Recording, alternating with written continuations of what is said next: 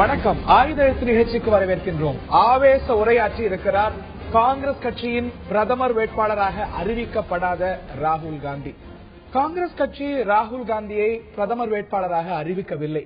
இது காங்கிரஸ் கட்சியின் தயக்கத்தை காட்டுகிறதா, அல்ல இதுதான் சரியான இந்திய ஜனநாயக நடைமுறையா?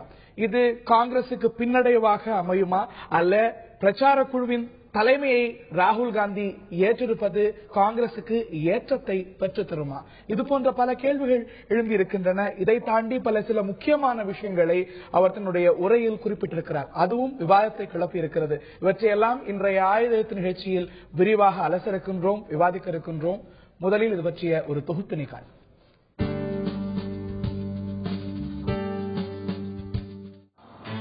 இந்திய ஜனநாயக முறையின்படி மக்கள் நேரடியாக ஓட்டு போட்டு பிரதமரை தேர்ந்தெடுப்பது இல்லை என்றாலும் கூட பெரும்பாலான மக்கள் தங்கள் ஓட்டின் மூலம் யார் பிரதமராக கூடும் என்ற புரிதலில்தான் ஓட்டு போடுகிறார்கள். சென்ற நாடாளுமன்ற தேர்தலின் போது பாஜகவின் பிரதமர் வேட்பாளர் அத்வானி என்று அறிவிக்கப்பட்ட போது காங்கிரஸ் சார்பில் மன்மோகன் சிங் முன்னிறுத்தப்பட்டார். அதேபோல் இந்த தேர்தலில் பாஜக சார்பில் நரேந்திர மோடி பிரதமர் வேட்பாளர் என்று அறிவிக்கப்பட்ட நிலையில் காங்கிரஸ் தரப்பில் ராகுல் காந்தி பெயர்தான் பிரதமருக்கென முன்மொழியப்படும் என்ற எதிர்பார்ப்பு பரவலாக இருந்தது. பிரதமர் மன்மோகன் சிங் உள்ளிட்ட காங்கிரஸ் தலைவர்கள் காங்கிரசின் பிரதமர் வேட்பாளர் உரிய நேரத்தில் அறிவிக்கப்படுவார் என்று சொல்லி வந்தனர். அத்துடன் மணிஷ் திவாரி, சச்சின் பைலட், ஜோதிராதித்ய சிந்தியா, ரமேஷ் சென்னிதலா போன்றோர் ராகுல் காந்தி பிரதமர் வேட்பாளராக அறிவிக்கப்படுவதற்கு ஆதரவாக பேசி வந்தனர். இந்த நிலையில் காங்கிரஸ் தரப்பில் பிரதமர் வேட்பாளர் அறிவிக்கப்பட மாட்டார் என்றும், அப்படி அறிவிப்பது காங்கிரசின் மரபல்ல, வெற்றி பெற்ற எம்பிக்கள் சேர்ந்துதான் பிரதமரை தேர்ந்தெடுப்பது வழக்கம் என சோனியா காந்தி தெளிவுபடுத்திவிட்டார். நரேந்திர மோடி என்ற பலமான இமேஜ் கொண்ட ஒரு தலைவரை பாஜக முன்னிறுத்தியுள்ள சூழலில் காங்கிரஸ் தரப்பில் அவ்விதமாக யாரையும் குறிப்பிட்டு சொல்ல தயங்குவது காங்கிரசில் பிரதமர் வேட்பாளருக்கான பற்றாக்குறையை காட்டுகிறதா, ராகுல் காந்தி பலிகடாவாகிவிடக் கூடுமோ என்ற பலவீனம் மற்றும் பயத்தின் வெளிப்பாடா, அல்லது காங்கிரசின் கொள்கை, கோட்பாடுகள், செயல் திட்டங்கள் ஆகியவைதான் முக்கியம், தனிநபர் முக்கியத்துவம் தேவையற்றது, ஜனநாயக மரபுப்படி கட்சியின் எம்பிக்களை பிரதமரை தேர்ந்தெடுக்கட்டும் என்ற தெளிவான திட சித்தமா? இந்த கேள்விகள் பிரதானமாக எழுந்திருக்க, இதை தாண்டி இன்று ராகுல் காந்தி சில முக்கியமான விஷயங்களை தன் உரையில் குறிப்பிட்டிருக்கிறார். அதுவும் விவாதத்தை கிளப்பி இருக்கிறது. இவற்றையெல்லாம் இன்றைய நிகழ்ச்சியெல்லாம் விவாதிக்க இருக்கின்றோம். இந்த நிகழ்ச்சியில் நம்முடைய காங்கிரஸ் மூத்த பிரமுகர் திரு கோபண்ணா அவர்கள் இணைகிறார். நிகழ்ச்சிக்கு வரவேற்கின்றோம். பாரதிய ஜனதாவின் மாநில செயலாளர் வானதி ஸ்ரீனிவாசன் இணைகிறார். இருவரையும் இந்த நிகழ்ச்சிக்கு வரவேற்கின்றோம். நான் திரு கோபண்ணா அவர்கள்ட்ட இருந்து ஆரம்பிக்கும் நினைக்கிறேன். இது தோல்வி பயத்தில் எடுக்கப்பட்ட ஒரு வசதியான முடிவாக விமர்சிக்கப்படுகிறது. தோற்றால் ராகுல் காந்தி பிரதமர் வேட்பாளராக அறிவிக்கப்படல, அதனால் தோற்றோம் அப்படின்னு சொல்லிக்கலாம். ஜெயித்தால் இது ராகுல் காந்தி பிரச்சார குழு தலைவராக இருந்திருக்கிறார், ஆகையினால கிடைத்த வெற்றி அப்படின்னு சொல்லிருக்கலாம். ஆக ரெண்டு பக்கமும் வசதியான வாதங்களுக்கு இது வழிவகுக்கும். ஆகிய காரணத்தினால எடுக்கப்பட்ட வசதியான தோல்வி பயத்தோடு கொண்ட ஒரு முடிவு என்று விமர்சிக்கப்படுது. காங்கிரஸ் கட்சிக்கு என்ற ஒரு நடைமுறை இருக்கிறது, மரபு இருக்கிறது, சம்பிரதாயம் இருக்கிறது. அந்த அடிப்படையில் எப்பொழுதுமே தேர்தலுக்கு முன்பாக இவர்தான் பிரதமருக்குரிய வேட்பாளர், தேர்தலுக்கு பிறகு இவர்தான் பிரதமராக நாங்கள் தேர்வு செய்வோம் என்று தேர்தலுக்கு முன்பாக அறிவித்துவிட்டு தேர்தலை சந்திக்கிற பழக்கம் காங்கிரஸ் கட்சியில் 2009 இருந்தது. 2009 எப்படின்னா 2004 இருந்து அவர் 2009 வரைக்கும் பிரதமராக இருந்ததுனால தொடர்ந்து அவர் பிரதமராக இருப்பார் என்றுதான் அறிவிக்கப்பட்டதே தவிர திடீரென்று ஒரு பிரதமர் வேட்பாளர் என்று கட்சி அறிவிக்கல. அந்த மாதிரி இல்ல. ஏற்கனவே பிரதமர் வேட்பாளர் அப்படின்னு காங்கிரஸ் தலைமை அறிவித்தது. எந்த காங்கிரஸ் கான்ஸ்டிடியூஷன்ல இல்ல நடைமுறையில பிரதமர் பதவியில் பிரதமர் வேட்பாளர் அறிவிக்கலாம் இருக்கு. அடுத்த 5 ஆண்டுகளுக்கும் இவர்தான் எங்களுடைய பிரதமராக இருப்பார் என்று சொன்னமே தவிர அது ஒரு தொடரான ஒரு நிகழ்வு. ஆனால் எப்பயுமே நீங்க கடந்த காலத்துல பாத்தீங்கன்னா ஜவஹர்லால் நேரு 47 ஆகஸ்ட் 15 சுதந்திர இதுல முதல்ல பிரதமராக வந்து விடுகிறார். 17 ஆண்டு காலம். அதற்கு பிறகு லால் பகதூர், அதுக்கு அடுத்து இந்திரா காந்தி பிரதமராக எப்படி வந்தார் என்றால் மொரார்ஜி தேசாயை எதிர்த்து 365 வாக்குகள் வாங்கி எதிர்த்து மொரார்ஜி தேசாய் போட்டியிட்டு 160 வாக்குகள் அவர் வாங்கி தோல்வி அடைந்து தேர்தல் மூலமாக நாடாளுமன்ற காங்கிரஸ் கட்சி இதே நாடாளுமன்ற மைய மண்டபத்திலே தேர்தல் நடத்தி தான் இந்திரா காந்தி பிரதமராக வந்தார். நடைமுறை உங்க கட்சியுடைய மூத்த தலைவர்களுக்கு தெரியாதா? காங்கிரஸ் தலைவருக்கு தெரியாதா? நிதியமைச்சர் பி சிதம்பரத்துக்கு தெரியாதா? பிரதமர் மன்மோகன் சிங்க்கு தெரியாதா? அவர்கள் எல்லாருமே பிரதமர் வேட்பாளர் அறிவிக்கப்படுவார்னு அறிவிச்சாங்க. இல்ல, அவங்க எல்லாருமே ஒரு சிலர் என்ன கருத்து சொன்னாங்கன்னா, இந்த தடவை ராகுல் காந்தியை பிரதமர் வேட்பாளராக அறிவிக்க வேண்டும் என்ற கருத்து நிதியமைச்சர் ப சிதம்பரம் உட்பட பலர் சொன்னாங்க. ஆனால் கடைசியாக முடிவெடுக்க வேண்டியது காங்கிரஸ் தலைமை. அந்த தலைமை, அதாவது நரேந்திர மோடியை பாஜக அறிவித்து விட்ட காரணத்தினாலேயே காங்கிரஸ் கட்சியும் அறிவிக்க வேண்டும் என்று எதிர்பார்ப்பது காங்கிரஸ் தலைமை அப்படின்னு சொன்னீங்க. காங்கிரஸ் தலைமை சோனியா காந்தி சொல்றாங்க. நீங்க காங்கிரஸ் தலைமைன்னு தலைவர் சொல்றீங்க. சோனியா காந்தி டிசம்பர் 8ஆம் தேதி என்ன சொல்றாங்க?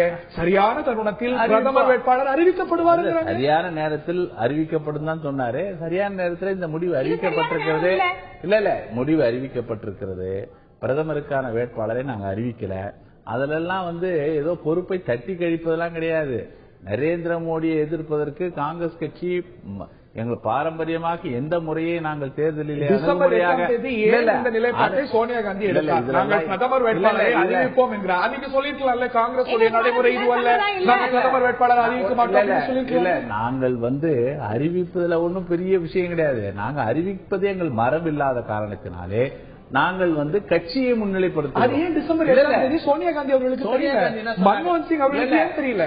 உரிய நேரத்தில் அறிவிக்கப்படும் தான் சொன்னாங்களே தவிர நாங்கள் பிரதமர் வேட்பாளரை தேர்தலுக்கு முன்பு அறிவிப்போம் சொல்லல. தயவுசெய்து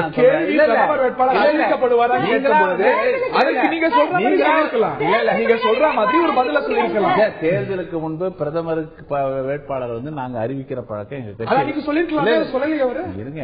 எங்க கட்சி இன்றைக்கு எடுத்த முடிவு, பிரதமருக்கு வேட்பாளராக ராகுல் காந்தியை நாங்க அறிவிக்கல. பிரச்சார அந்த அமைப்புக்கு தலைவராக இன்றைக்கு ராகுல் காந்தி தேர்வு செய்யப்பட்டிருக்கிறார்.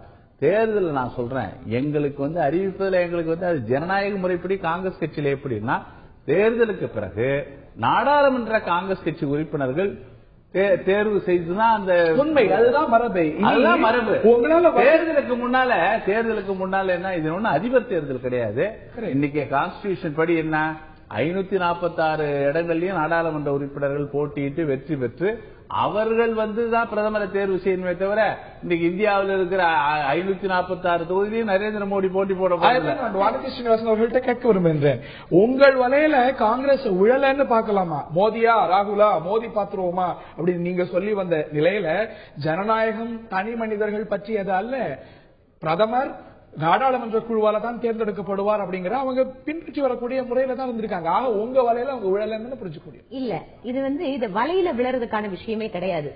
ஏன் என்று கேட்டால், நீங்க காங்கிரஸில் தொடர்ச்சியாக ஏதோ சாதாரணமாக அடிமட்ட தொண்டர்கள் ஒரு கட்சி தலைவரை பார்த்து நீங்க தான் எங்களுக்கு பிரதமரா வரணும் அப்படின்னு கோஷமிடக்கூடிய செயல் அல்ல.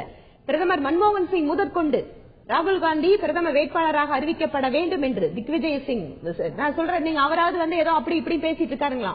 நீங்க நிதியமைச்சராக இருக்கக்கூடிய சிதம்பரம் அவர்கள், அதே மாதிரி காங்கிரசினுடைய மூத்த தலைவர்கள் எல்லாருமே இதே உடைய கருத்தை வழிமொழிந்து கொண்டு வருகிறார்கள். சோனியா காந்தி அம்மையார் தெளிவாக சொல்கிறார், நாங்கள் தக்க தருணத்தில் அறிவிப்போம் சொல்லி. அப்ப எதுவுமே மரபு பத்தியோ சம்பிரதாயத்தை பத்தியோ எல்லாம் எந்த விதமான பேச்சும் கிடையாது. இப்ப ரொம்ப கிளியரா அவங்களுக்கு பிரதமர் வேட்பாளராக ராகுல் காந்தி அவர்கள் அறிவிக்கப்பட்டால், இன்று இருக்கக்கூடிய அரசியல் சூழ்நிலையில் ராகுல் காந்தியுடைய அரசியல் எதிர்காலம் என்பது கேள்விக்குறியாகிவிடும் என்கின்ற பயத்தின் காரணமாக இன்னைக்கு ரொம்ப அழகா பிரச்சார குழு தலைவர் அப்படிங்கிற ஒரு பொறுப்பை கொடுத்து நீங்க இன்னைக்கு அவருக்கு ஏதோ ஒரு புதிதாக ஒரு பொறுப்பை கொடுத்த மாதிரி கொடுத்துட்டாங்க. என்ன வேணா சொல்லலாம். நான் என்ன சொல்றேன், நேரடியாக அதிபர் தேர்தலாக இது இல்லாமல் இருக்கலாம். ஆனால் ஒரு கட்சி இவர்தான் எங்களுடைய அடுத்ததாக பிரதமர் வேட்பாளராக நாங்கள் அறிவித்திருக்கிறோம், நாங்கள் வெற்றி பெற்றால் அவசியம் இல்லை. இந்திய ஜனநாயகம் அதை சொல்லுதா? இந்திய கான்ஸ்டிடியூஷன் சொல்லுதா? என்ன கட்டாயம் இருக்கு? நான் என்ன சொல்ல, கட்டாயம் கிடையாது. நாங்க காங்கிரஸ் இன்னைக்கே அறிவிச்சாகணும்னு கேட்கல. நீங்க காங்கிரஸ் அறிவிச்சுட்டு தான் தேர்தலுக்கு வரணும்னு கேட்கல. நாங்க கேட்கறது எல்லாமே, இந்த தேர்தல் அப்படிங்கிறது நாடாளுமன்ற தேர்தல் அப்படிங்கும் போது நீங்க பிரதமர் மன்மோகன் சிங் அவர்களோட அச்சீவ்மெண்ட் சொல்லிட்டு 2009 இவர்தான் பிரதமராக எங்களுடைய வேட்பாளராக அப்படின்னு சொல்லி அறிவிக்கும் போது, இந்த தேர்தலில் நீங்கள் ஒதுங்குவதற்கான காரணம் என்ன?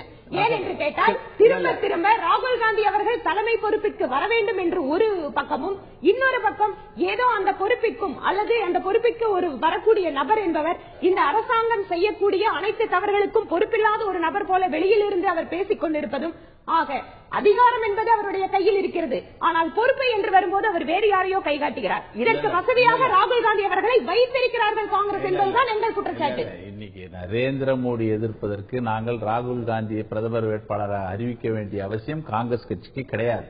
நரேந்திர மோடியை எப்படி சந்திக்க வேண்டுமோ அப்படி சந்தித்து 2014 தேர்தலிலே காங்கிரஸ் கட்சி ராகுல் காந்தி தலைமையிலே தன்னுடைய வலிமையான பிரச்சாரத்தின் மூலம் அவர் வீழ்த்தி காட்டுவோம், நிச்சயம் அது.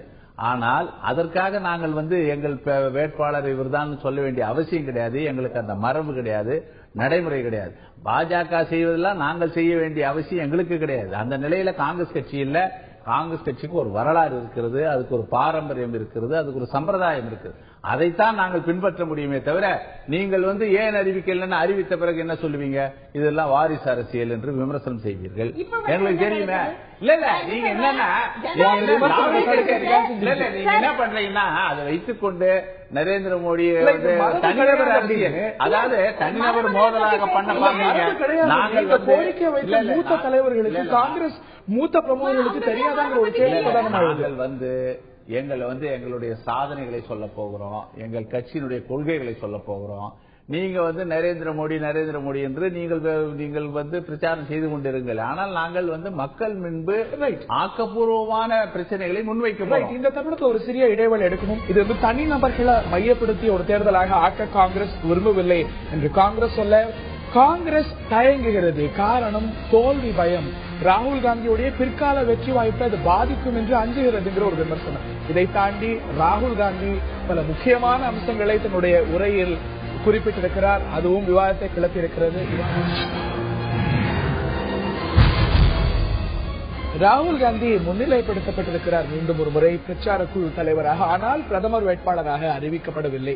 இந்த முடிவு காங்கிரசுக்கு ஏற்றத்தை தருமா, நல்ல மாற்றத்தை தருமா, அல்ல பின்னடைவை தான் தருமா என்ற கேள்வி எழுந்திருக்க, இதையே இன்றைய ஆயுத எழுத்து நிகழ்ச்சியில் விரிவாக நாம் அலசி வருகின்றோம். இந்த நிகழ்ச்சியில் நம்முடைய காங்கிரஸ் கட்சியின் திரு கோபண்ணா, பாரதிய ஜனதாவின் வானதி ஸ்ரீனிவாசன் ஆகியோர் இணைந்திருக்கிறார்கள். இன்னும் சற்று நேரத்தில் அரசியல் ஆய்வாளர் திரு ஞானி அவர்களும் இணையிருக்கிறார்.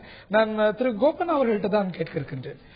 ராகுல் காந்தி இன்னைக்கு தன்னுடைய உரையில குறிப்பிட்டிருக்கக்கூடிய சில விஷயங்களுக்கு வருவோம்.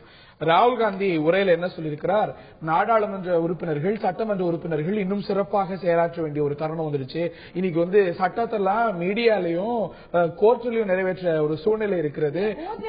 சொன்னா கூட பரவாயில்ல, ஏன்னா கோர்ட்டுக்கு சட்டம் அதிகாரம் இருக்குது. மீடியா ரெண்டாவது ஸ்ட்ரீட்ல இருக்கக்கூடிய மக்கள் இதெல்லாம் சொல்றாரு. ஆக நாடாளுமன்ற சட்டமன்ற உறுப்பினர்கள் இதை மீண்டும் செய்யணும், அவர்களுடைய குரல்கள் எழுப்பப்படணும் அப்படின்னு சொல்றாரு. சொல்லணும் செயலொன்னும் வேற மாதிரி இருக்கும். இல்ல நாடாளுமன்றம் சட்டமன்றம் லெஜிஸ்லேட்டிவ் ஒர்க் தான், சட்டங்களை இயற்றுவதுதான். நீதிமன்றம் அந்த சட்டத்தின் அடிப்படையில் தீர்ப்பு கூறுவது, விளக்கங்கள் கொடுப்பது, இன்டர்பிரிட்டேஷன் தான் கொடுக்கலாமே தவிர அவங்க இப்படிதான் சட்டம் ஏற்ற வேண்டும் என்று நீதிமன்றம் சொல்ல முடியாது. நீதிமன்றம் நாடாளுமன்றத்தை டிக்டேட் பண்ண முடியாது. ஏன்னா நாடாளுமன்றம் நீங்க சஜஷன் கொடுக்கலாம், அந்த சஜஷன் ஏத்துக்கிறதும் ஏத்துக்க கொள்ளாம இருப்பதும் நாடாளுமன்றத்துக்கு இருக்கிற உரிமை. நாடாளுமன்றம் தான் சுப்ரீம், அதான் மக்களாட்சியினுடைய மகத்துவமே. அதுதான், அதான் வலியுறுத்துகிறார். நீதிமன்றத்தில் இது செய்யக்கூடாது, மீடியாவில் விவாதிக்கப்படக்கூடாது அப்படின்னு அவசர சட்டம் பிரஸ் கான்ஃபரன்ஸ்ல கிழிச்சு எறியப்படலாமா? அது உணர்வு, எதிர்ப்பு, ஊழலுக்கு எதிராக ஒரு இளைஞர் ஆவேசமாக நடந்துகிற முறை, அது அணுகுமுறை. காங்கிரஸ் கட்சி எடுத்த முடிவுக்கு எதிராக காங்கிரஸ் கட்சியுடைய துணைத் தலைவரை எதிர்க்கிறாரு.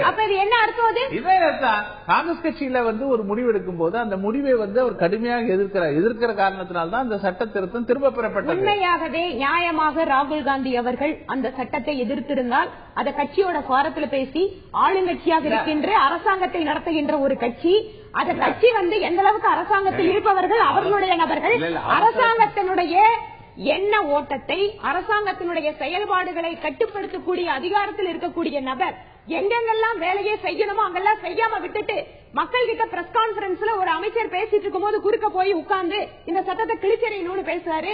அடுத்த செகண்ட் பேசிட்டு இருக்கிற அமைச்சர் மாத்திக்குவாரு. இதெல்லாம் மக்களை ஏமாற்றுகின்ற செயல். அதெல்லாம் கிடையாது. அதாவது ஒரு ஆரோக்கியமான அரசியலை நடத்த வேண்டும் என்று நினைக்கிற ஒரு இளைஞர் அந்த ஊழல் பின்னணி இருப்பவர்கள், குற்ற பின்னணி இருப்பவர்கள் நாடாளுமன்ற சட்டமன்றங்கள்ல பதவி வைக்கக்கூடாதுன்னு உச்ச நீதிமன்றம் தீர்ப்பு. அதை சரி செய்வதற்கு ஒரு திருத்தம் கொண்டு வராங்க, அவசர சட்டம் கொண்டு வராங்க. இதை சோனியா காந்தி தலைமையில் இருக்கிற கோர் குரூப் ஏற்றுக்கொள்கிறது, அமைச்சரவை ஏற்றுக்கிறது. அதே போல இன்னைக்கு இன்னொரு பரபரப்பையும் கிளப்பிருக்காரு. 9ல இருந்து 12 சிலிண்டர் ஆக்கணும் அப்படின்னு சொல்லிருக்காரு. அது குறைக்கப்பட்ட போது அவர் ஏன் குரல் எழுப்பல? குறைக்கப்பட்ட போது ஏன் குரல் எழுப்பல? ஏன் கட்சி போரம்ல குரல் எழுப்பல? இன்னைக்கு பப்ளிக் மீட்டிங்ல சொல்றாரு. அதுக்கு பிறகு வீரப்ப மொய்லி குறைக்கப்படும் அப்படின்னு சொல்றாரு.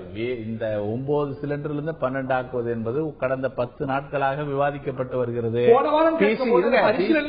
பிசி சாக்கோ உள்ளிட்ட நாடாளுமன்ற உறுப்பினர்கள் வீரப்ப மொய்லியை பார்த்திருக்காங்க. காங்கிரஸ் கட்சியின் உயர்மட்ட குழு இந்த கோரிக்கையை வலியுறுத்தியிருக்கிறது. தொடர்ந்து எடுக்கப்பட்ட முயற்சியின் விளைவாக ராகுல் காந்தி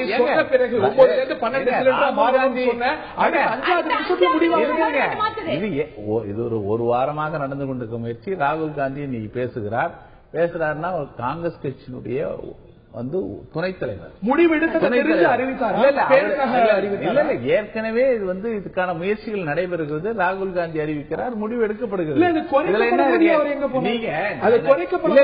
என்ன குற்றம்?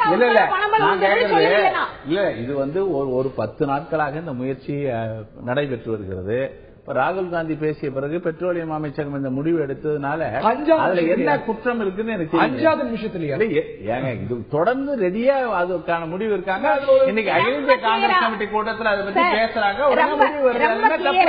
ரொம்ப கிளியரா எங்கள் கட்சி சொல்லுவதை அமைச்சர்கள் கேட்கணும். அதை கேட்டிருக்காங்க. வீரப்ப மொய்லி செயல்பட்டு இருக்காரு. நான் என்ன கேட்கிறேன் அப்படிங்கிறாரு. ஆனா இவர் ஒரு தனி மனிதரா சொல்லக்கூடிய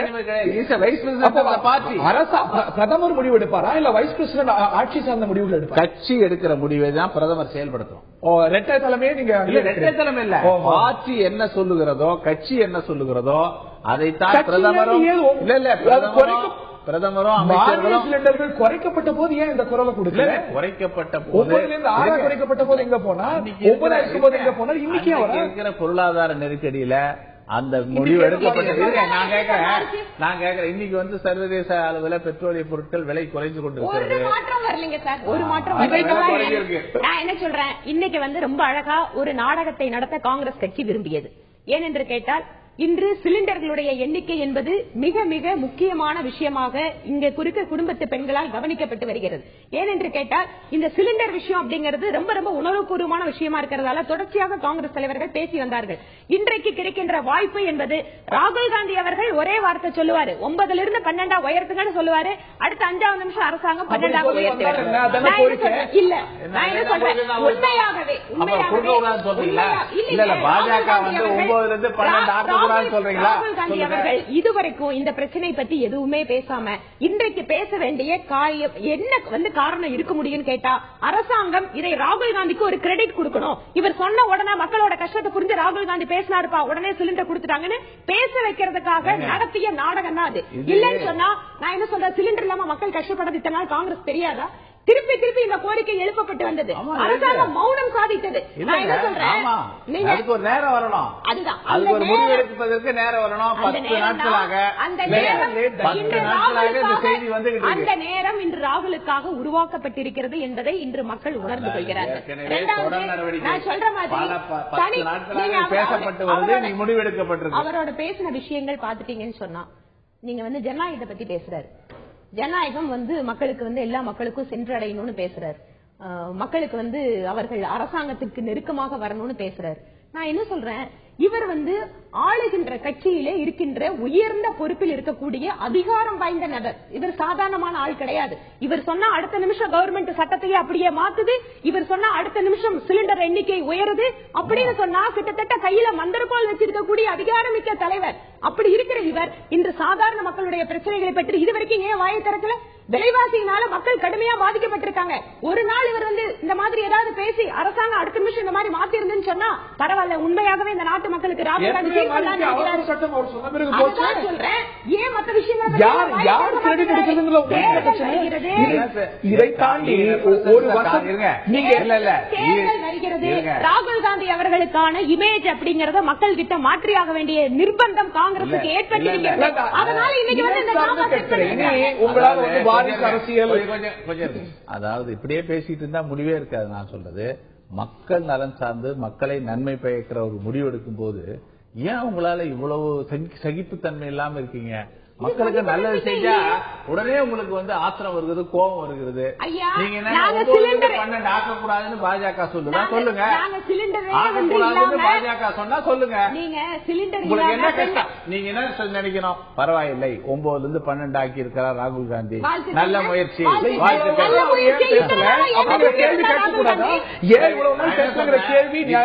செய்யல இப்பயாவது செய்யறாங்களேன்னு சந்தோஷப்படுங்க.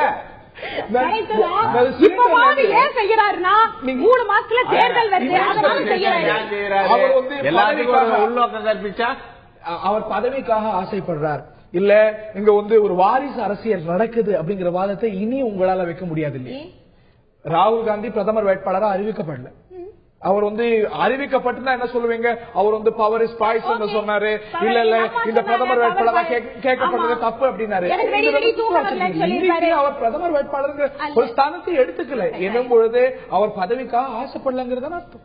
நான் என்ன சொல்றேன், பதவிக்காக ஆசைப்படலன்னு சொல்லிட்டு இங்க இருக்கக்கூடிய சகோதரர் கோபண்ணா அவர்கள் சொன்னாருன்னு சொன்னா அதுல ஏதாவது அர்த்தம் இருக்கு. இல்ல காங்கிரஸ்ல இருக்கக்கூடிய சீனியர் தலைவர்கள் திரு பி சிதம்பரமோ அல்லது நம்ம திரு ஏ.கே. அந்தோணி அவர்களோ போயிட்டு நான் பதவிக்காக ஆசைப்படவில்லைன்னு சொன்னா உண்மையாகவே பரவாயில்லப்பா, இவர் இவ்வளவு வருஷம் வேலை செஞ்சு நல்ல மனுஷர் இப்படி சொல்றாருன்னு நினைக்கலாம்.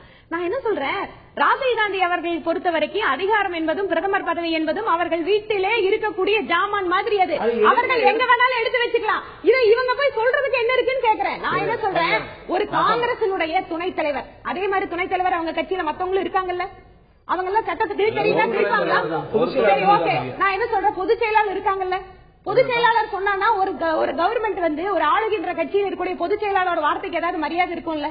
அவங்க ஏதாவது சொல்லி இந்த மாதிரி ஏதாவது அரசாங்கம் மாத்தி இருக்கா?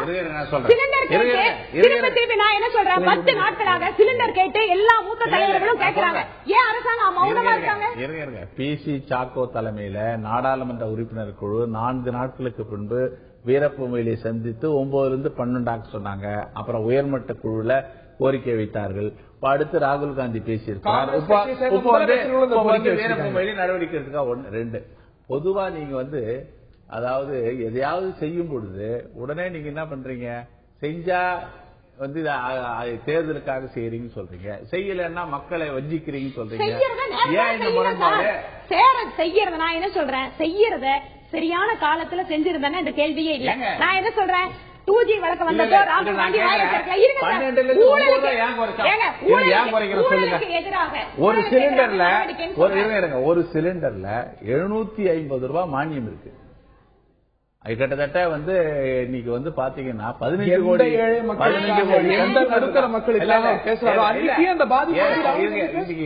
எல்பிஜி சிலிண்டரை ஏழைகள் மட்டும் இல்ல, பணக்காரங்க நிறைய பேர் கோழி அட்டைகளை வைத்துக் கொண்டு நிறைய ஆதார் அட்டையை அதுக்கு எதிர்ப்பு. வருஷத்துல கோழி அடையாள அட்டைகளை வைத்துக் கொண்டு ரேஷன் கடையில வச்சுக்கிட்டு கிட்டத்தட்ட 8000 இருந்து 10,000 கோடி அரசுக்கு இழப்பு. 750 ரூபா ஒரு சிலிண்டருக்கு மானியம் கொடுக்கிறோம். அந்த மானிய சுமையை யார் சுமப்பது? எவ்வளவு நாளைக்கு சுமக்க முடியாது? அதனாலதான் 12ல இருந்து 9 அதை குறைக்கிறப்போ மக்களுக்கு அது சுமையாகத்தான் இருக்கும். ஏன்னா கிட்டத்தட்ட 90% ஆஃப் த கன்சியூமர்ஸ் அவங்க பயன்படுத்துறது 9 சிலிண்டர் தான். ஒரு 10% தான் 12 சிலிண்டர் பயன்படுத்துறாங்க. அதனால இதுல சாதாரண மக்களுக்கு பாதிப்பு கிடையாது. ரைட். இந்த தருணத்தில் ஒரு சிறிய இடைவெளி எடுத்துக்கொள்ள வேணும். இதை தாண்டி அவர் பேசிய பேச்சு அப்படிங்கிறது ஆவேசமானதாகவும் அவர் பேசிய முறை அப்படிங்கிறது ரொம்ப சிறப்பானதாகவும் பார்க்கப்படுகிறது. ஆனால் அவர் பேசியிருக்கக்கூடிய விஷயங்கள் விவாதத்தை எழுப்பியிருக்கிறது. இதை தாண்டி நரேந்திர மோடி வெர்சஸ் ராகுல் காந்தி அப்படிங்கிறது நாடு முழுவதும் ஒரு போட்டி அப்படிங்கிறது உறுதியாக இருக்கிறது. பிரதமர் வேட்பாளர் என்று ராகுல் காந்தி அறிவிக்கப்படவில்லை என்றாலும் கூட அதை தாண்டிய சமிஞைகள் வந்திருக்கிறது. ஆட்சிக்கு காங்கிரஸ் வந்தால் இவர்தான் பிரதமர் அப்படிங்கிற ஒரு சமிஞையை காங்கிரஸ் கட்சி கொடுத்திருக்கிறது. இந்த ஒரு போட்டி அப்படிங்கிறது வலுப்பெற்று காங்கிரசுக்கு ஆதரவாக அமையுமா, இல்ல பாரதிய ஜனதாவுக்கு சற்று பின்னடைவு ஏற்படுத்துமா, இல்லை வலுவை தான் கொடுக்குமா?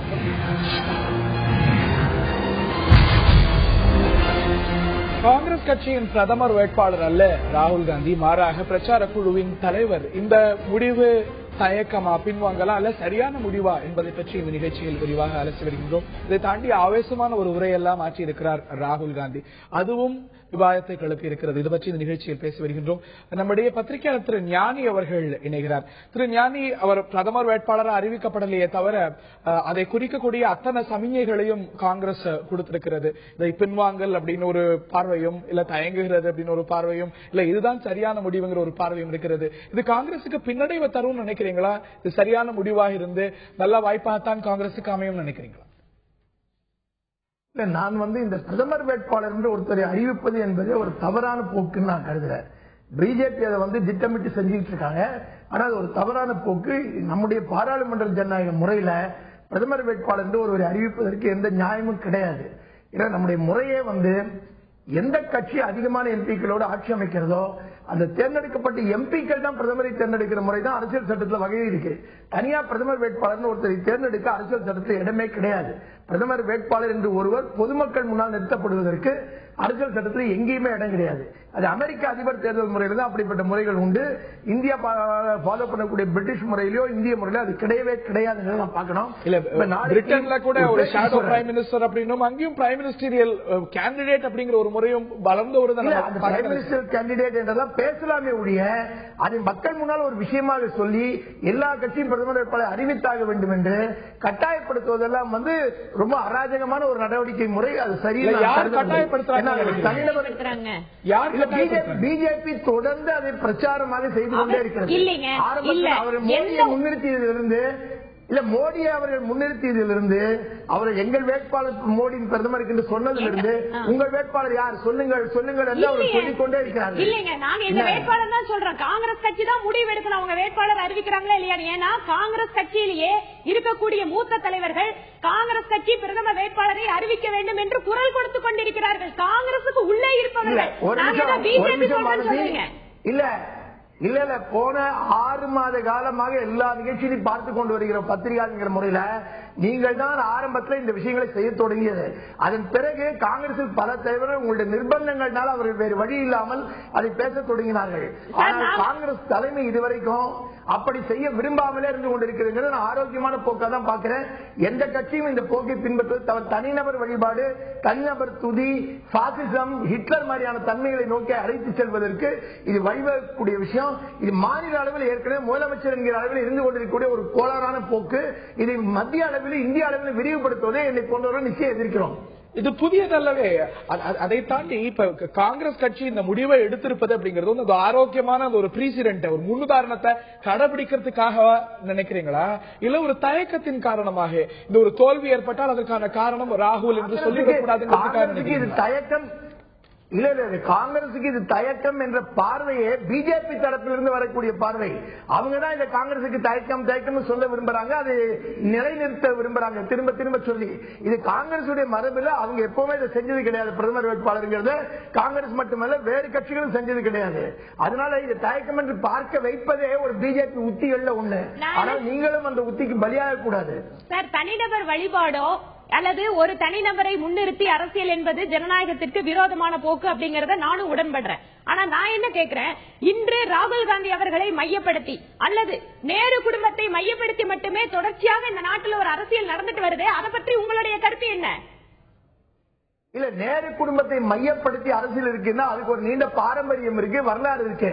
அதே நேரத்தில் அதே நேரு குடும்பத்தை சேர்ந்த சோனியா காந்தி தான் பிரதமர் ஆவார், அவர் ஆவார் என்று எல்லாம் எதிர்பார்த்த நேரத்தில், உங்களை போன்ற எதிர்த்த நேரத்தில் அவர்கள் திடீரென்று ஒரு மன்மோகன் சிங்கை கொண்டு வந்து உட்கார வச்சாங்க. மன்மோகன் சிங் அவங்க கொண்டு வந்து நேரு குடும்பம் ஏன் மன்மோகன் சிங்கை கொண்டு வந்தாங்க? மன்மோகன் சிங்கை கொண்டு வந்த போது நீங்கள் உட்பட மன்மோகன் சிங்கை மோசமானவர் என்றோ எதிர்க்கவோ இல்லை. அன்றைக்கு நீங்களும் அவர் ஒரு பொருளாதார அறிஞராக தான் ஏற்றுக்கொண்டிருந்தீர்கள். அவர் வருவதை நீங்கள் இப்போது எதிர்க்கிற மாதிரி அன்றைக்கு கடுமையாக எதிர்க்கவும் இல்லை. அதனால இதை நேரு குடும்பம் மீது நேரு குடும்பத்தின் மீது அவதூறு சொல்வதும் நேருவை படிப்பதையும் செய்யாமல் பிஜேபி வளர முடியாது. ஏன்னா நேரு என்பவர் அடிப்படையில் செகுலரிஸ்டுடைய ரெப்ரசன்டேட்டிவ். அவரை டிமாலிஷ் பண்ணாம பிஜேபி வளர முடியாது. அவரை சிறுமப்படுத்துறதுக்காகவோ இல்ல. நீங்க சொல்ற தனிநபர் வழிபாடு, தனிநபர் அதிகாரம் என்பது இன்று காங்கிரஸ்ல இல்லாம முழுமையான ஜனநாயகத்தோட காங்கிரஸ் இயங்கிட்டு இருக்கிறதா நீங்க சொல்றீங்களா? நிச்சயமாக நான் காங்கிரஸ் சொல்லவில்லை. இந்தியாவில் எந்த கட்சியும் அப்படி முழு ஜனநாயகத்தோடு இயங்குகிற கட்சி ஒரு கட்சி கூட இது வரைக்கும் கிடையாது. இன்றைய தினம் வரைக்கும் ஒரு கட்சி கூட இந்தியாவில் முழுமையான ஜனநாயகத்தோடு இங்க இருக்கிற கட்சி கிடையாது. ரைட். அந்த இந்த வார்த்தை இன்னொரு திசை கொடுத்து ஏதாவது அது வாரிசு அரசியல் சொல்றாங்களே. 1989 விபி சிங் வந்ததுக்கு பிறகு இதுவரைக்கும் 17 ஆண்டு காலமாக நேரு பாரம்பரியத்திலே வந்த எவரும் இதுவரை எந்த பதவியிலும் கிடையாது. சோனியா காந்தி 2004 பதவியை மறுத்து விட்டார். இப்பொழுது கூட பிரதமர் பதவி வேட்பாளராக நீங்கள் வர வேண்டும் என்று சொல்லும்போது சோனியா காந்தி அவர்கள் அந்த பொறுப்பை ராகுல் காந்திக்கு வந்து இந்த நடைமுறை இல்லாத காரணம் ராகுல் காந்தி இதே கேள்விதான் கேட்கப்படுது.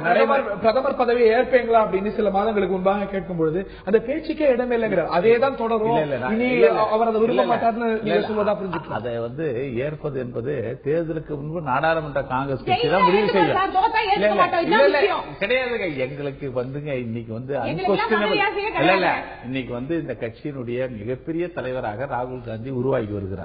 துணைத் தலைவராக இருக்கிறார். இங்கே பிரச்சாரத்தினுடைய குழுவினுடைய தலைவராக இருக்கிறார். அவர் வந்து எதிர்காலத்திலே காங்கிரஸ் கட்சியினுடைய தலைவிதியை வந்து நிர்ணயிக்க போறது அவர்தான். அந்த அடிப்படையில வந்து நாளைக்கு எந்த முடிவும் நாங்க வந்து தேர்தலுக்கு பிறகு நாங்க எடுத்துக்குவோம்.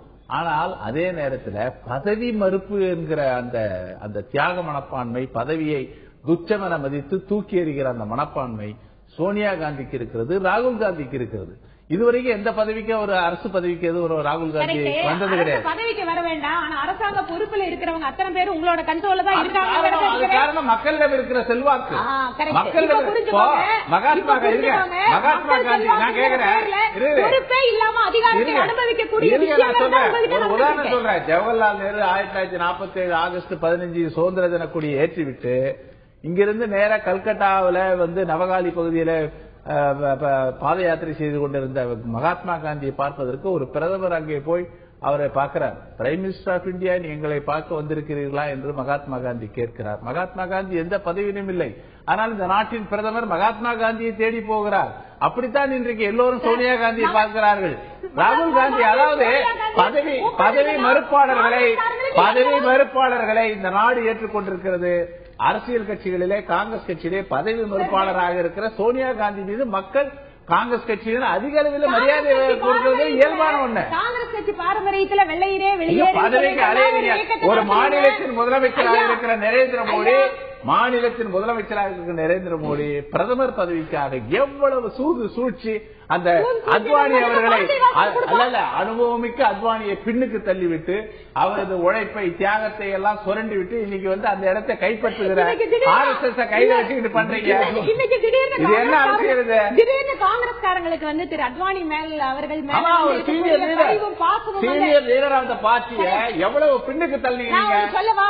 இதே எத்தனை சீனியர் லீடர் இன்னைக்கு காங்கிரஸ்ல கட்சியோட மீட்டிங்ல மேடையில பின்னால வரிசையில் உட்கார்ந்து அவங்க வாழ்க்கை அவங்க தியாகம் இதையெல்லாம் மதிக்கப்பட்டு ஏதாவது சீனியரை கொண்டு வந்து முன்னால உட்கார வச்சு அவரெல்லாம் இந்த மாதிரி பேசி அழக பாத்தீங்கன்னா நாங்க இதெல்லாம் சொல்றதை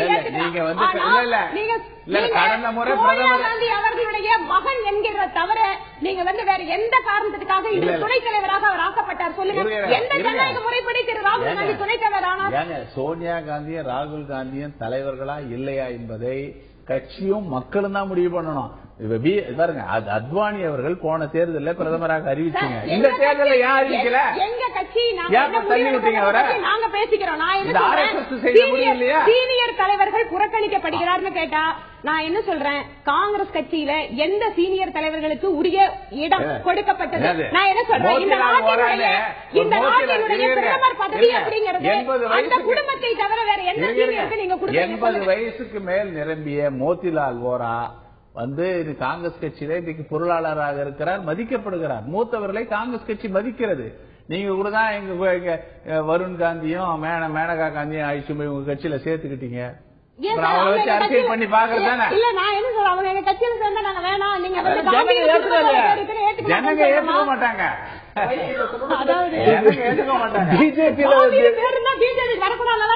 இந்த தருணத்தில் ஒரு சிறிய இடைவேளை எடுத்துக்கொண்டாகும். ராகுல் காந்தி பேசிய இந்த பேச்சில மேலும் சில முக்கியமான விஷயங்களை விவாதிக்க வேண்டியிருக்கிறது. பிரதமர் வேட்பாளராக ராகுல் காந்தி முன்னிலைப்படுத்தாதது நெஹ்ரு குடும்பத்துடைய தியாகத்தை காட்டக்கூடிய விஷயமாக இவர்களும் இல்ல தோல்வி பயம் அதை ஆகிய காரணத்தினால்தான் முன்னிலைப்படுத்தல அப்படின்னு பாரதிய ஜனதாவும் சொல்கிறது. இந்த பேச்சை பொறுத்தவரையும் பேச வேண்டிய விவாதிக்க வேண்டிய சில விஷயங்கள் மேலும் இருக்கின்றன. பேசுவோம், வாய்ப்போம். ஒரு சிறிய இடைவெளி.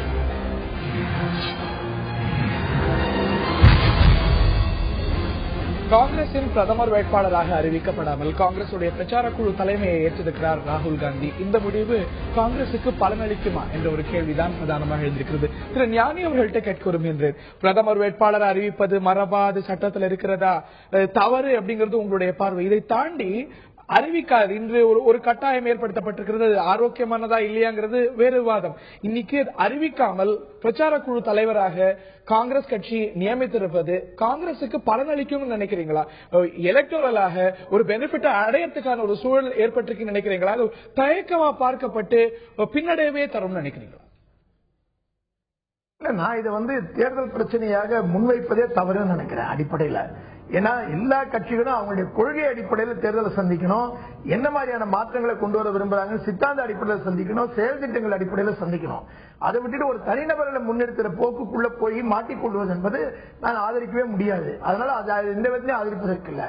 கொள்கை ரீதியாக இன்னைக்கு மோடிக்கும் ராகுல் காந்திக்கு என்ன வேறுபாடு, மோடிக்கும் மன்மோகன் சிங்க்கு என்ன வேறுபாடு, என்ன சித்தாந்த ரீதியா ரெண்டு பேருக்குள்ள வேறுபாடு, இதை பத்தி தான் பேச வேண்டியிருக்கு. இதை கூட மோடிக்கு ராகுலுக்கு வேறுபாடு, மோடிக்கு மன்மோகனுக்கு வேறுபாடு என்று பார்ப்பதை விட பிஜேபிக்கு காங்கிரசுக்கு என்ன வேறுபாடு பார்ப்பதுதான் சரி. ஏன்னா பிஜேபியுடைய கொள்கை என்னவோ அதுதான் அங்கிருந்து வரக்கூடியவங்க நிறைவேற்றி ஆகணும், காங்கிரசுடைய கொள்கை என்னவோ அதுதான் அங்கிருந்து வரவங்க நிறைவேற்றி ஆகணும். அது என்னன்னு மக்கள் முட்டை முன்வைக்கிறது பற்றி தான் மீடியாவில் இருக்கக்கூடிய நீங்களும் நானும் வலியுறுத்த வேண்டும். ஆனால் பிஜேபியோ காங்கிரஸோ வகுக்கக்கூடிய ஒரு அரசியல் வியூகம் இருக்குல்ல, அதுக்குள்ள நாம் போய் மீடியா சிக்கிக் கொள்ளக்கூடாது. மீடியா அதிலிருந்து விலகி இருந்து அவர்கள் ஒரு வியூகம் வகுத்தால் கூட நீங்க அப்படி வேண்டாம், எங்கள் விவாதத்தை நீங்கள் மக்கள் சார்பாக நடத்துங்கள், நம்ம தான் முன்வைக்க வேண்டும். மக்கள் சார்பாக மீடியா சார்பாக பிரதமர் வேட்பாளராக அறிவிப்பது நம்முடைய அரசியலமைப்பில் இருக்கா இல்லையாங்கிற கேள்வியை தாண்டி அது தவறு இல்லை அப்படின்னு தானே பார்த்தாகணும். பிரதமர் வேட்பாளராக அறிவிக்க சட்டத்தில் இருக்கா?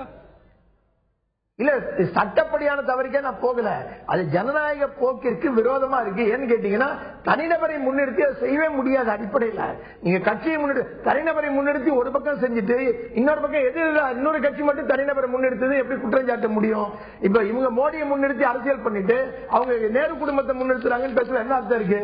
ரெண்டு பேருமே தனிநபர்களை முன்னிறுத்தாதீர்கள் என்பதுதான் நம்முடைய வாக்கியம், அதுதான் நம்முடைய வாதம், நம்முடைய கருத்து.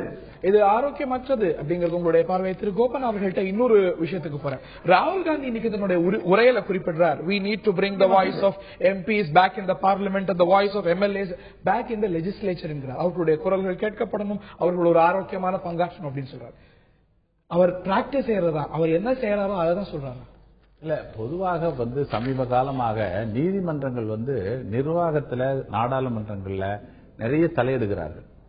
அவங்க அப்சர்வேஷன் என்று சொல்லி கடுமையான விமர்சனத்துக்கு உள்ளாக்குகிறார்கள். இதெல்லாம் வரம்பு மீறி அதே போல நாடாளுமன்ற உறுப்பினர்கள் ஆற்ற வேண்டிய சீரிய பணி பற்றி பேசுகிறார். சீரிய பணிய நாடாளுமன்ற உறுப்பினரா ராகுல் காந்தி ஆற்றிருக்கிறார். இல்ல அதாவது நாடாளுமன்ற பணி அவர் ஆற்றுகிறாரா இல்லையா என்பதை விட அவர் காங்கிரஸ் கட்சியில ஒரு பொதுச் செயலாளர் இல்ல அவர் நாடாளுமன்ற சட்டமன்ற உறுப்பினர்கள் ஆற்ற வேண்டிய பணியை பற்றி குறிப்பிடும் பொழுது அவர் ஆற்றிய பணி பற்றிய கேள்வி. அவர் ஆற்றிய பணி என்னன்னு சொல்றதுன்னா நாடாளுமன்றத்துல அவரு சில நேரங்களில் உரையாற்றி இருக்கிறார். அதை தவிர இல்ல நான் சொல்றேன் நேரங்கள் எல்லாம் உரையாற்றி இருக்கிறார். இல்ல அது 5 பெருந்தலைவர் காமராஜர் அவரோட அட்டெண்டன்ஸ் அப்படிங்கிறது 47%. அவர் எழுப்பியிருக்கக்கூடிய கேள்விகள் மொத்தமா 0 கேள்வி எழுப்பியிருக்காரு. பங்கு பெற்ற விவாதங்கள் 2 எப்பொழுது அவர் நாடாளுமன்ற உறுப்பினர்கள் ஆற்ற வேண்டிய பணி, அவர் ஆற்ற வேண்டிய சட்டமன்ற ஜனநாயக பணி அவர் சொல்றது அவர் ஒரு கட்சியினுடைய துணைத் தலைவர், கட்சியில அவருக்கு நிறைய பொறுப்புகள் இருக்கு, அவர் பொதுச் செயலாளராக இருக்கிறார், முழு நேர கட்சி பணி ஆற்ற வேண்டிய நிலை இருக்குது. சோனியா காந்திக்கு உறுதுணையாக அவர் இருக்கிறார். அந்த வகையில கட்சி பணியாற்ற வேண்டியிருக்கு. அதனால நாடாளுமன்றத்தில் பணியாற்றுவதற்கு நிறைய காங்கிரஸ் உறுப்பினர்கள் இருக்கிறார்கள். அதனால ஒரு குறிப்பிட்ட அவர் நாடாளுமன்றத்துக்கு வரல பணியாற்றல என்பது ஒரு பிரச்சனையே அல்ல.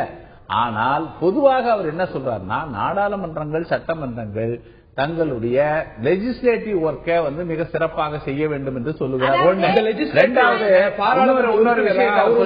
இன்னொரு விஷயம் சொல்றாரு, ஜனநாயகம் என்பது ஒருவரால் ஆளப்படுவதல்ல. அது இல்ல ஜனநாயகம் ஒரு இண்டிவிஜுவல நீங்க ப்ரொஜெக்ட் பண்ணக்கூடாது.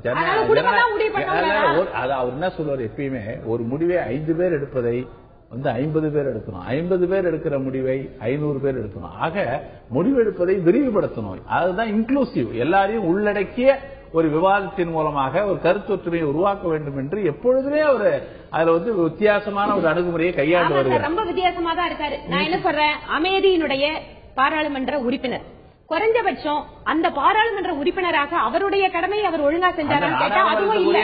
நான் என்ன சொல்றேன், குறைஞ்சபட்சம் சரிங்க, நீங்க நாடாளுமன்ற விவாதங்களில் அவர் பங்கு பெறவில்லை.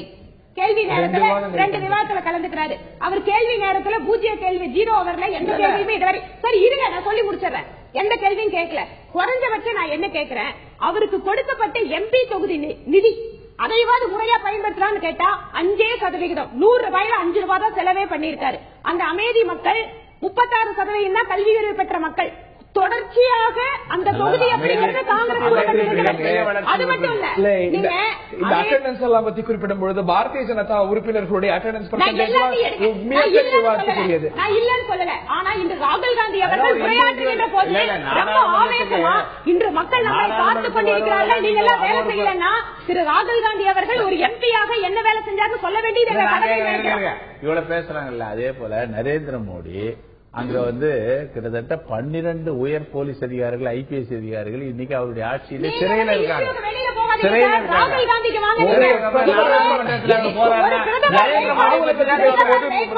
நரேந்திர மோடியினுடைய ஆட்சியினுடைய லட்சணத்தை கேட்டிருந்தோம். பிரதமர் வேட்பாளராக ராகுல் காந்தி அறிவிக்கப்படாதது காங்கிரசுக்கு பின்னடைவால் நன்மை கொடுக்குமா என்ற கேள்வி கேட்டிருந்தோம். அதற்கு மக்கள் அளித்த பதில் இதோ.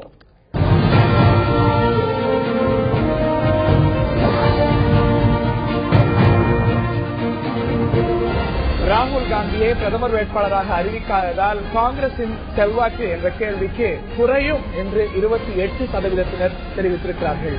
அதிகரிக்கும் நெருக்கடி இது என்று 19% சொல்லியிருக்கிறார்கள். இந்த முடிவு அதிகரிக்கும் நெருக்கடியினால அப்படின்னு 19%, இதனால் பெரிய மாற்றம் இருக்காது என்று 53% கருத்து தெரிவித்திருக்கிறார்கள். இது மக்கள் கருத்து. இந்த தருணத்தில் நிகழ்ச்சியை நாம் நிறைவு செய்தாக வேண்டும். இந்த நிகழ்ச்சியில் இணைந்திருந்த திரு ஞானி அவர்கள், பாரதிய ஜனதாவின் வானதி ஸ்ரீனிவாசன், காங்கிரசின் திரு கோபண்ணா மற்றும் பார்த்த நேயர்களுக்கு நன்றி தெரிவித்துக் கொள்கிறேன்.